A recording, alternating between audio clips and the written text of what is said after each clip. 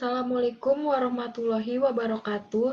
Kepada yang terhormat Bapak dan Ibu dalam Seminar Nasional Kelautan dan Perikanan Universitas Nusa Cendana, perkenalkan nama saya Aisyah Dini Anjani dari Departemen Teknologi Hasil Perikanan, Fakultas Perikanan dan Ilmu Kelautan Universitas Diponegoro, Semarang. Saya akan mempresentasikan artikel ilmiah saya yang berjudul Substitusi tepung ikan teri hitam Stollivorus insularis terhadap kandungan gizi dan karakteristik kerupuk pangsit. Penelitian ini dilatar belakangi dengan menggunakan bahan baku ikan teri hitam, di mana menurut Kementerian Kelautan dan Perikanan tahun 2017, volume produksi ikan teri tahun 2016 yaitu 210,6 ton dan mengalami peningkatan di tahun 2017 yaitu 247,7 ton. Ikan teri tersebar hampir di seluruh perairan Indonesia. Oleh karena itu, ikan teri menjadi ikan yang sering dikonsumsi sebagai lauk pauk. Ikan yang menjadi salah satu lauk minat tinggi protein ini dapat dikonsumsi seluruh badannya sehingga memungkinkan penyerapan zat gizi yang maksimal. Namun pengolahan ikan teri sampai saat ini masih sebatas dikeringkan dan diasinkan. Selain itu juga difermentasi menjadi rusip yang merupakan makanan khas dari Bangka Belitung. Maka ikan teri hitam sebaiknya diupayakan dengan diolah menjadi tepung yang dapat dimanfaatkan untuk meningkatkan asupan zat gizi masyarakat yang mengkonsumsinya. Tepung ikan merupakan salah satu produk pengolahan hasil sampingan ikan yang sampai saat ini belum dimanfaatkan secara maksimal, terutama untuk bahan pangan. Menurut Ramadan et al. Tahun 2019, tepung ikan teri mengandung tinggi protein sebanyak 48,8 gram per 100 gram, juga sebagai sumber kalsium dan besi, di mana kandungan kalsium pada ikan teri kering tawar lebih tinggi daripada susu, yaitu 2.381 mg per 100 gram. Sejalan dengan perkembangan teknologi, tepung ikan teri hitam tidak hanya digunakan dalam pembuatan pakan ternak, karena pembuatan tepung ikan dapat menjadi suatu bentuk alternatif bahan pangan. Tepung ikan teri baik untuk dikonsumsi dan dapat sebagai bahan tambahan atau substitusi dalam pembuatan camilan. Salah satu camilannya yaitu kerupuk pangsit. Kerupuk pangsit merupakan salah satu makanan ringan ekstrudat yang digemari karena rasanya gurih dan sebagai pelengkap mie maupun sebagai camilan.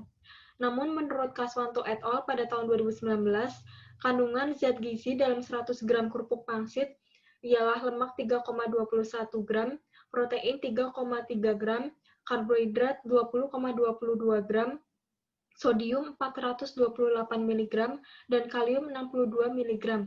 Makanan berbahan dasar tepung terigu ini kurang mengandung zat gizi, terutama mineral kalsium dan fosfor. Kandungan gizi yang diperoleh dari penelitian sebelumnya menunjukkan bahwa kerupuk pangsit memiliki kadar protein yang rendah. Kerupuk pangsit dapat ditingkatkan kandungan gizi proteinnya dari sumber protein hewani seperti tepung ikan teri, sehingga perlu dilakukan penelitian pembuatan kerupuk pangsit dengan substitusi tepung ikan teri. Tujuan dari penelitian ini yaitu mengetahui pembuatan kerupuk pangsit dengan substitusi tepung ikan teri hitam, dan yang kedua mengetahui kandungan gizi dan karakteristik kerupuk pangsit dengan substitusi tepung ikan teri hitam.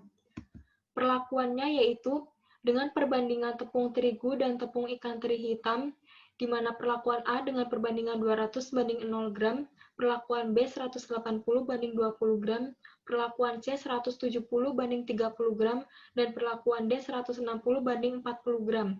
Parameter uji yaitu yang pertama kadar air, yang kedua kadar protein, ketiga kadar lemak, keempat kadar kalsium, kelima kadar timbal, keenam tingkat kerenyahan, dan yang ketujuh hedonik. Formulasi bahan yang digunakan pada pembuatan kerupuk pangsit dengan substitusi tepung ikan teri dapat dilihat pada tabel berikut dengan menggunakan bahan tambahan margarin, telur, air, dan garam. Proses pembuatan tepung ikan teri mengacu pada penelitian Rahmi et al. Pada tahun 2018 yang dimodifikasi. Ikan teri hitam segar dicuci bersih, setelah itu pemisahan antara kepala dan bahan ikan serta pengeluaran isi perut. Ikan teri diletakkan pada loyang aluminium dan dikeringkan menggunakan oven dengan suhu 80 derajat Celcius selama 5 jam. Ikan teri yang telah kering kemudian dihancurkan menggunakan blender. Ikan teri yang telah hancur diayak menggunakan ayakan 80 mes.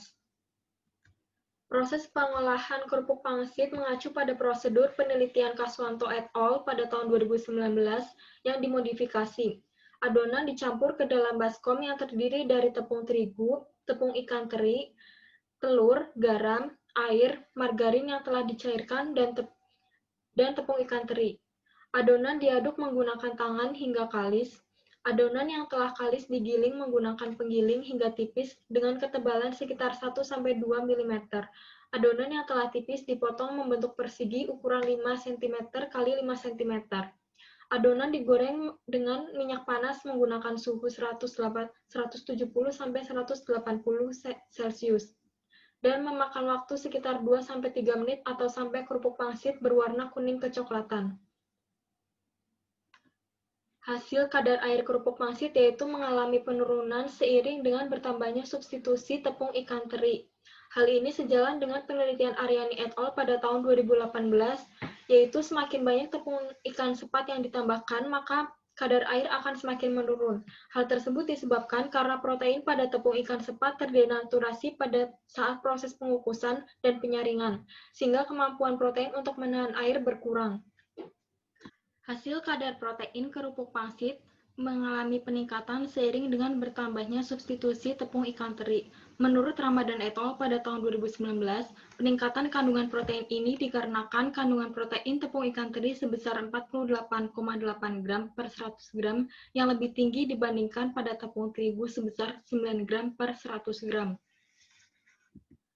Hasil kadar lemak kerupuk pangsit mengalami peningkatan seiring dengan bertambahnya substitusi tepung ikan teri. Hal ini sesuai dengan kadar lemak makanan ringan ekstrudat yang ditetapkan oleh BSN pada tahun 2015, yaitu maksimal 38%. Menurut Ramadan et al. Pada tahun 2019, peningkatan kandungan lemak terjadi karena kandungan lemak pada tepung ikan teri sebesar 6,40 gram per 100 gram lebih tinggi daripada tepung terigu sebesar 1,30 gram per 100 gram.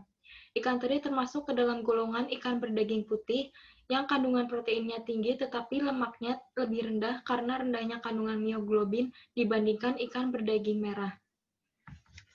Hasil kadar kalsium kerupuk pangsit mengalami peningkatan seiring dengan bertambahnya substitusi tepung ikan teri. Sumber kalsium dapat berasal dari hewan dan tumbuhan. Selain susu, kalsium juga dapat berasal dari ikan.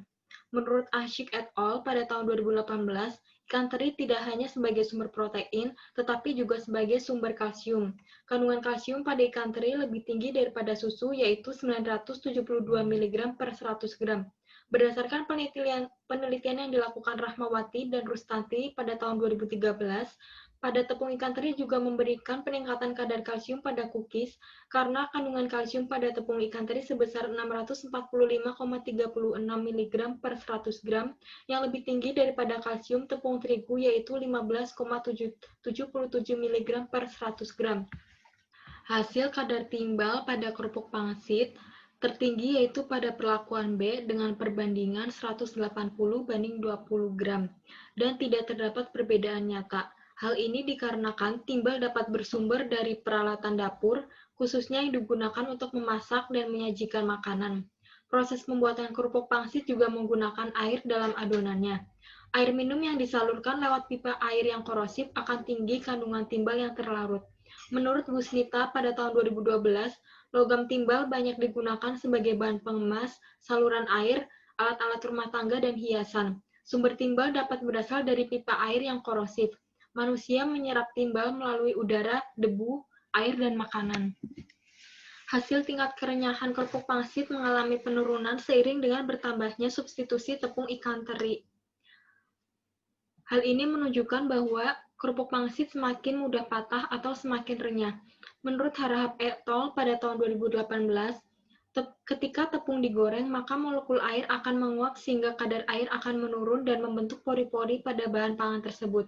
Semakin banyak pori-pori yang terbentuk, maka tingkat kerenyahan semakin tinggi dan kekerasan menurun. Pori-pori dalam bahan pangan mempunyai peranan penting dalam kerenyahan, dan tekstur snack. Hasil hedonik kerupuk pangsit dapat dilihat pada tabel berikut, di mana nilai rata-rata warna kerupuk pangsit tertinggi yaitu pada perlakuan 180 banding 20 gram, dan nilai rata-rata warna kerupuk pangsit terendah pada perlakuan 160 banding 40 gram. Substitusi tepung ikan teri pada kerupuk pangsit dapat mempengaruhi warna kerupuk pangsit dari segi warna. Hal ini sejalan dengan penelitian Yuliani et al. Pada tahun 2018, peningkatan substitusi tepung ikan gabus memberikan kenaikan kadar kalsium dan protein kerupuk yang memberikan efek pada menurunnya kecerahan warna kerupuk. Hal ini juga diperkuat oleh Evawati pada tahun 2010. Penambahan tepung sumber kalsium seperti tepung kerang memberikan warna gelap pada produk kerupuk. Hasil penilaian terhadap aroma kerupuk pangsit menunjukkan bahwa panelis cenderung menyukai kerupuk pangsit dengan perlakuan 180 banding 20 gram. Hal ini dikarenakan aroma kerupuk pangsit tidak menimbulkan amis yang menyengat. Substitusi tepung ikan teri dengan konsentrasi tinggi akan menutupi aroma dari kerupuk pangsit. Menurut Rahmawati dan Rustanti pada tahun 2013, aroma dari suatu produk terdeteksi ketika zat yang mudah menguap dari produk tersebut terhirup dan diterima oleh sistem penciuman.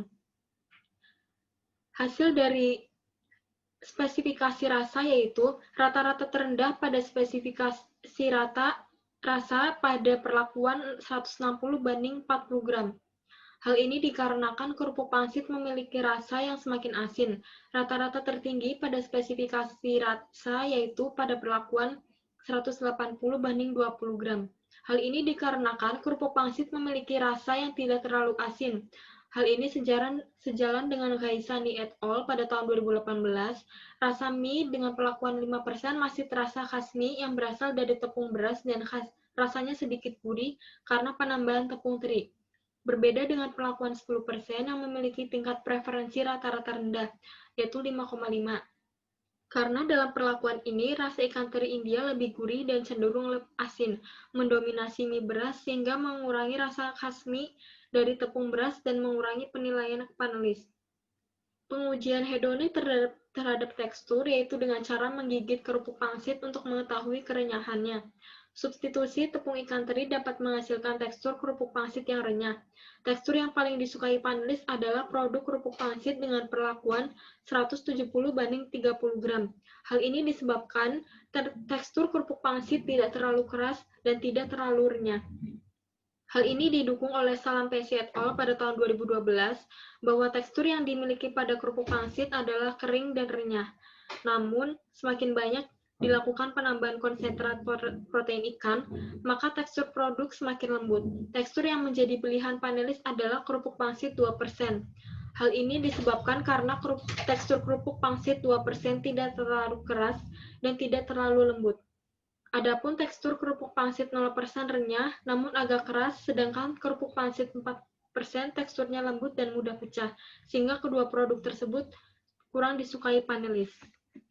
Kesimpulan dari penelitian ini yaitu, yang pertama, perbedaan substitusi tepung ikan teri memberikan pengaruh nyata terhadap kadar air, kadar protein, kadar lemak, kadar kalsium, dan tingkat kerenyahan, serta tidak memberikan pengaruh nyata pada kadar timbal. Yang kedua, hasil uji hedonik kerupuk pangsit yang paling disukai adalah konsentrasi 10% dengan selang kepercayaan, mu lebih dari sama dengan 8,613 dan kurang dari sama dengan 8,671. Namun, untuk kandungan gizi dan karakteristik kerenyahan kerupuk pangsit terbaik yaitu konsentrasi 20% karena memiliki rata-rata kadar protein dan kalsium tertinggi yaitu kadar protein 17,55% dan kadar kalsium 267,20 mg per 100 gram. Sekian dan terima kasih presentasi dari artikel ilmiah saya. Wassalamualaikum warahmatullahi wabarakatuh.